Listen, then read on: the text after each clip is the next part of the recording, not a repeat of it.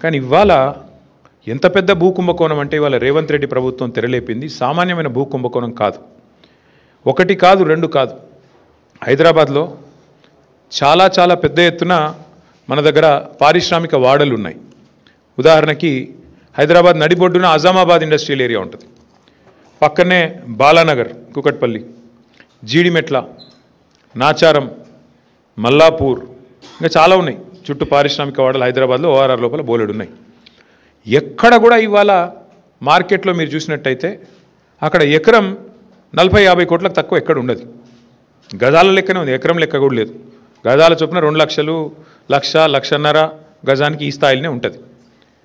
ఇవాళ అట్లాంటి భూముల్లో రేవంత్ రెడ్డి ప్రభుత్వం తెరలేపిన కుంభకోణం ఎంత పెద్దది అంటే దాదాపు 9,200 పైచిలకు ఎకరాలు, దాదాపు 9,300 ఎకరాల భూమి హైదరాబాద్లో. అంటే మీరు సగటున 40 కోట్లు వేసుకున్న ఎకరానికి దగ్గర 4 లక్షల కోట్లు, దగ్గర అంటే 3.5 లక్షల కోట్ల నుంచి 4 లక్షల కోట్ల మధ్యన మార్కెట్ వాల్యూ ప్రకారం. లేదు 50 కోట్లు వేసుకున్నారనుకో సగటున దగ్గర 5 లక్షల కోట్ల విలువ చేసే ఆస్తిని అందులో మరి ఇవాళ ఆయన అనుయాయులకు, ఆయన వందిమాగదులకు, ఆయన బామ్మర్దులకు, ఆయన తమ్ముళ్లకు, ఆయన చుట్టూ ఉండే బ్రోకర్లకు ఇవాళ ఒప్పందాలు కుదిరించి ఒక అతిపెద్ద భూ కుంభకోణానికి రేవంత్ రెడ్డి ప్రభుత్వం మొన్న జరిగిన కేబినెట్ సమావేశంలో తెరలేపింది.